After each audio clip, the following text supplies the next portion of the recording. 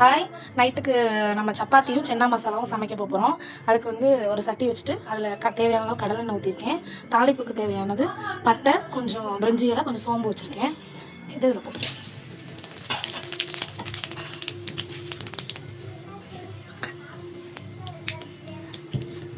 வெங்காயம் நல்லா வதங்கிட்டு அப்போது இஞ்சி பூண்டு கொஞ்சம் அரைச்சி வச்சுருக்கேன். ஒரு ஸ்பூனு போட்டுக்கிறேன். இஞ்சி பூண்டு நல்லா பச்சை வாசம் போகிற வரைக்கும் நல்லா வதக்கிடுவோம்.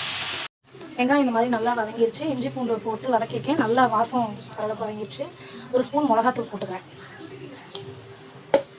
ஏன்னா வெங்காயத்தோடு போடுறீங்கன்னு கேட்டிங்கன்னா, நான் எப்போவுமே சமைக்கும்போது வெங்காயத்தில் போட்டு வதக்கிடுவேன். இதை மாதிரி வதக்கிட்டு தக்காளி போட்டு வதக்கணும்னா நல்லா கலர் கிடைக்கும். அரை ஸ்பூன் மல்லித்தூள் போட்டுக்கிறேன். ஒரு அரை ஸ்பூன் கரம் மசாலா, ஒரு 1/4 ஸ்பூன் மஞ்சள்தூள். இது எல்லாத்தையும் நல்லா வதக்கலாம். இந்த வெங்காயம், இந்த மசாலா எல்லாமே நல்லா கலந்து வதங்கும் போது கலர் கிடைக்கும். அதுக்காக தான் இந்த மாதிரி செய்கிறது. நல்லா வதங்கட்டும். இது இன்னும் கொஞ்சம் வதங்கினதுக்கப்புறம் நம்ம தக்காளி சேர்த்துக்கணும். அதோட இந்த மாதிரி நல்லா வதங்கிடுச்சு. ஒரு 3 தக்காளி கிட்ட நறுக்கி வச்சுருக்கேன். இந்த தக்காளி இதில் சேர்த்துக்கலாம். இந்த தக்காளி ஒரு வதக்கில் வச்சுட்டு நம்ம கொண்டக்கடலை ஊற வச்சு வேக வச்சுருக்கேன். அந்த கொண்டக்கடலையில் உள்ள தண்ணியை அதில் கொஞ்சம் சேர்த்து வேக வைக்கணும். அந்த தக்காளி நல்லா மசியும் வேகட்டும்.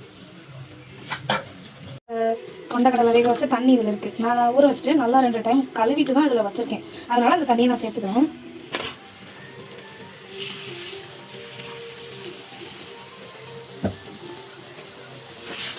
இந்த மாதிரி தண்ணி சேர்த்து நல்லா வதக்கி விட்டோம்னா அந்த அடி பிடிக்காது, அந்த ஸ்மெல் வராது. அதனால தான் தக்காளி நல்லா வதங்கிக்கிட்டு இருக்க நேரத்தில் இப்போது இந்த கொஞ்சம் கொண்டக்கடலை போட்டு இதை வந்து மத்து வச்சுருக்கேன். நான் மிக்ஸியில் போட்டு ஊற்றலாம், மத்து வச்சுருக்கேன். இதை வச்சு கொஞ்சம் நல்லா மசிச்சு வச்சுக்குவோம். அப்போ தான் கொஞ்சம் குழம்பு கொடுக்கும்.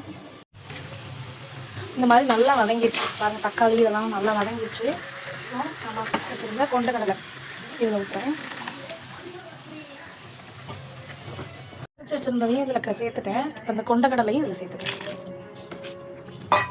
இதை நல்லா கலந்துட்டு ஒரு தேவையான அளவு உப்பு போட்டுக்கோங்க.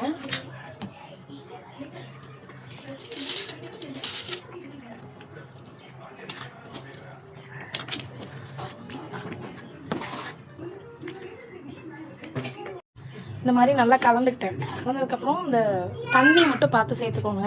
எனக்கு கொஞ்சம் தண்ணி சேர்க்கணும். ஒரு அரை செம்பிட்ட சேர்த்துக்கிறேன். சென்னா மசாலா வச்சுருக்கேன், அதையும் நான் இப்போ இதில் சேர்க்க போகிறேன். உப்பு கரெக்டாக இருக்கான்னு பார்த்துக்கோங்க, உரப்பு கரெக்டாக இருக்கான்னு பார்த்துக்கோங்க.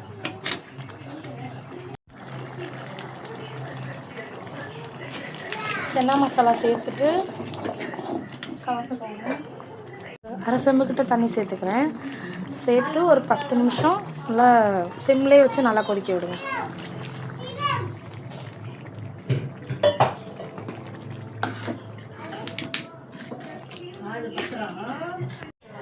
பாருங்கள், நல்லா குழம்பு கொதிச்சு வந்துருச்சு. சென்னா மசாலா கொதிச்சு வந்துருச்சு.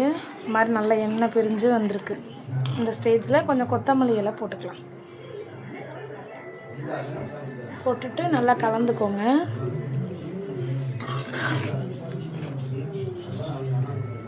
எனக்கு இந்த பதம் இருந்தால் போதும், அதனால் நான் ஆஃப் பண்ணிடுறேன்.